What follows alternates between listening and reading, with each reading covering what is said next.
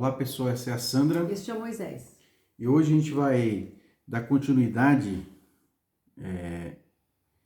ao estudo que nós apresentamos no nosso último vídeo, que é uma série das igrejas... Mistério das igrejas. Mistério das igrejas, né? Que está lá em Apocalipse. E hoje a gente vai estar falando sobre a primeira carta, que é para a primeira igreja que está em Éfeso, certo? Mas antes da Sandra começar aqui, eu quero que você compartilhe esse vídeo, se inscreva no nosso canal, deixe o seu like lá, que é muito importante para nós, tá bom?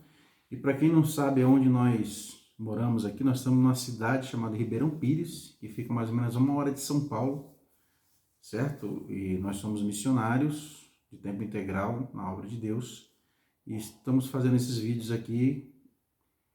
Nosso desejo é despertar vocês para conhecer a palavra de Deus, amém? Então, vamos lá.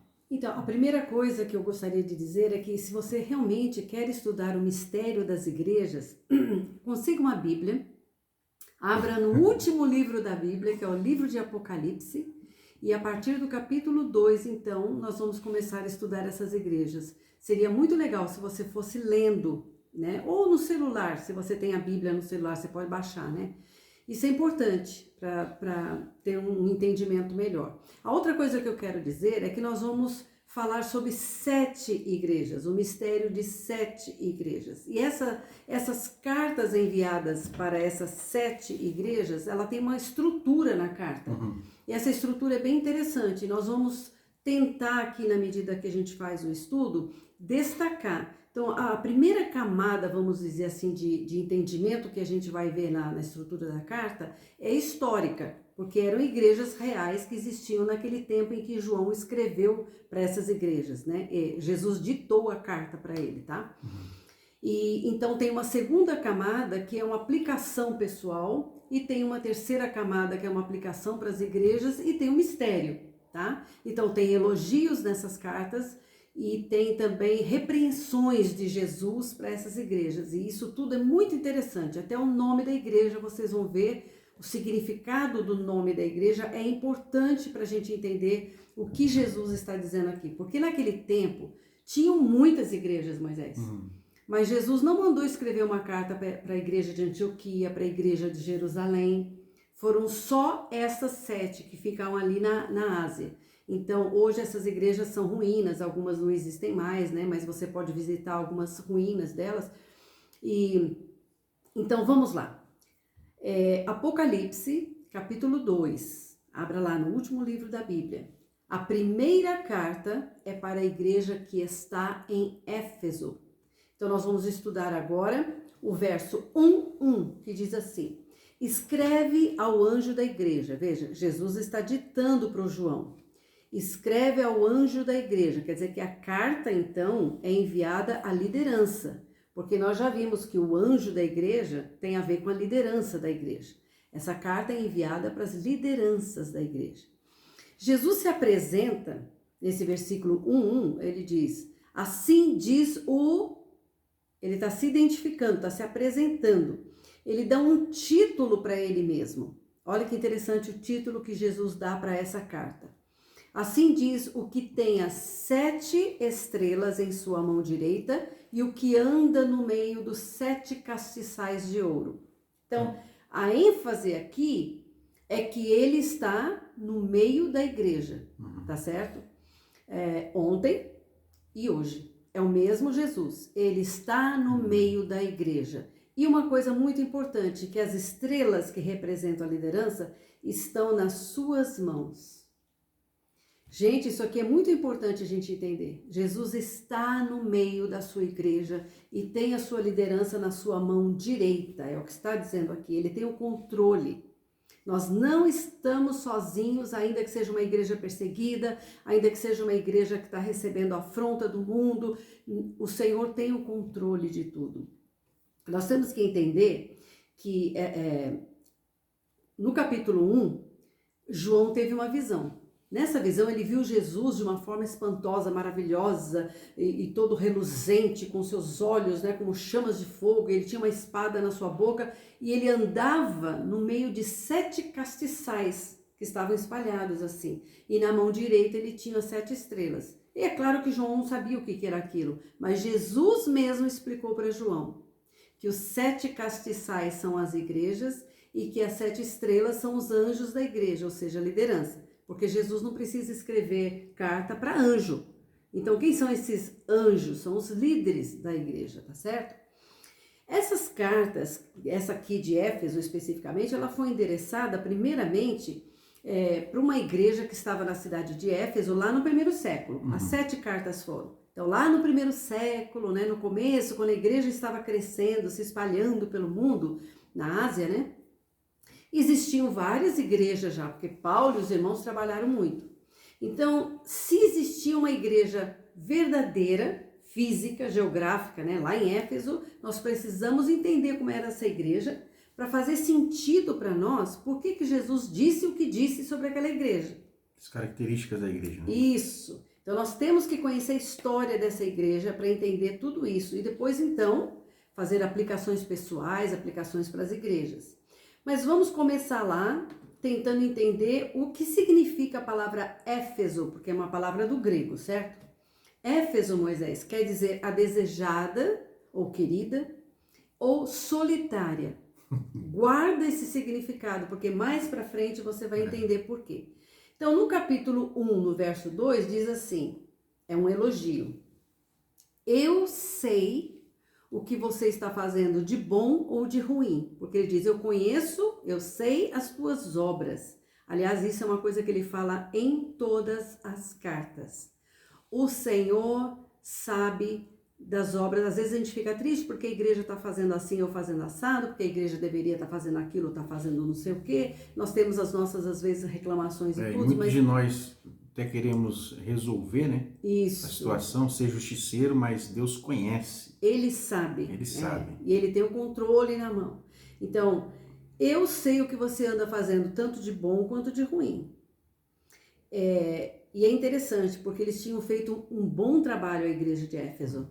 Né? A igreja de Éfeso tinha trabalhado muito eliminando as heresias, para firmar um fundamento sólido, né, da doutrina da igreja. Então, ele deu pelo menos 7 elogios para essa igreja. Se você ler Apocalipse 2, do verso 2 ao verso 3, você vai ver aqui, ó, conheço as tuas obras e o teu trabalho. Olha o elogio. A tua perseverança. Sei que não pode suportar os maus. E que puseste à prova os que se dizem apóstolos e não são, e os achastes mentirosos. Quer dizer, a igreja fez um teste e viu que eles não eram apóstolos, né? Alguns que se infiltraram, que eram mentirosos. E tens perseverança, e por amor do meu nome sofrestes, e não desfaleceste. Olha, 7 elogios, quer dizer, uma igreja e tanto, né? Mas no verso 4, Jesus vai repreender a igreja. Ele tem: tenho, porém, contra ti que deixaste o primeiro amor. Então aqui nós temos que prestar atenção nos elogios, porque são coisas que são importantes para o Senhor, e prestar atenção aqui na forte repreensão que Jesus deu para essa igreja, porque deixou o primeiro amor. Porque não adianta fazer isto e deixar isto. Então não adianta se preocupar com o fundamento, com as doutrinas, ficar firme e esquecer o primeiro amor. E todos nós podemos cair nisso, né? Isso. E é interessante que Paulo tinha advertido as igrejas, né? Nós achamos isso lá em Atos 20, do 25 ao 31, Paulo advertindo os bispos sobre os problemas de heresias e de coisas que viriam no futuro. Moisés pode ler para nós. E agora, na verdade, sei que todos vós, por quem passei pregando o reino de Deus, não vereis mais o meu rosto. Portanto, no dia de hoje, vos protesto que estou limpo do sangue de todos, porque nunca deixei de vos anunciar todo o conselho de Deus. Sim. Olhai, pois, por vós e por todo o rebanho sobre o que o Espírito Santo vos contribuiu bispos. Constituiu bispos, para apacentares a igreja de Deus, que ele resgatou com seu próprio sangue. Porque eu sei isto, que depois da minha partida entrarão no meio de vós lobos cruéis, que não perdoarão o rebanho, e que dentre vós mesmos se levantarão homens que falarão coisas perversas para atraírem os discípulos após si. Portanto, vigiai, lembrando-vos de que durante 3 anos não cessei noite e dia de admoestar com lágrimas a cada um de vós. Olha, gente, que interessante, né? Parece que Paulo estava profetizando aqui, né? Ele estava dizendo, olha, eu ensinei, eu falei, eu expliquei, mas eu sei que lá no futuro entrarão lobos. E esses lobos não é gente que vem de longe, de fora, não. São pessoas que vão levantar do meio de vocês e vão falar coisas perversas. Que interessante. Na carta aos Coríntios, Paulo fala aos irmãos como é que Satanás trabalha, porque muitas vezes a gente pensa, a gente está preparado para alguém de fora que vem com heresia, desvirtuar, dividir a igreja, né? Mas ele falou, é do meio de vós que vai sair. Então aqui na carta aos Coríntios, Paulo está ensinando como é que Satanás trabalha, porque as cartas, irmãos, eram lidas em todas as igrejas. Ele mandava para a igreja em Corinto, mas eles faziam cópias e mandavam para as outras igrejas. Então todas as igrejas liam todas as cartas que eram enviadas, né?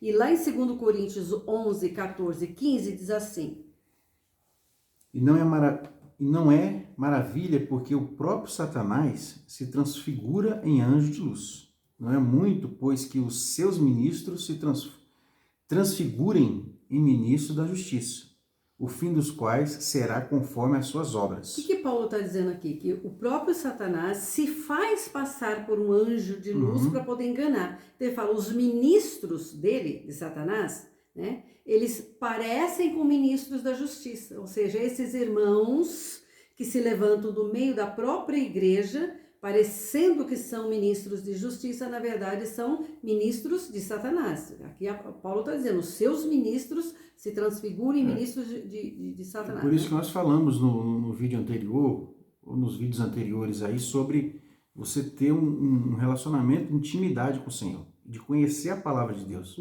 Porque esses textos que nós estamos lendo aqui, ele é muito real nos nossos dias. Exato. Então não perca isso.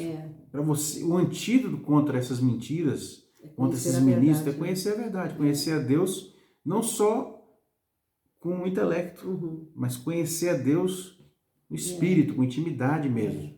E nós dizemos isso tanto aos cristãos católicos quanto aos evangélicos, porque hoje nós estamos vendo vários líderes evangélicos de igrejas grandes que estão apoiando a agenda globalista, que é antibíblica, é anticristo, é anti a Bíblia. É incrível. É absurdo o engano. Então nós temos que estar atentos. Vamos ver lá 1 Tessalonicenses 5, do 20 ao 21.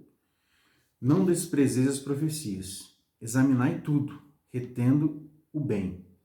Então, não desprezeis as profecias, nós temos que estar atentos, porque as profecias são dadas na igreja. Aqui Paulo estava falando, era uma profecia.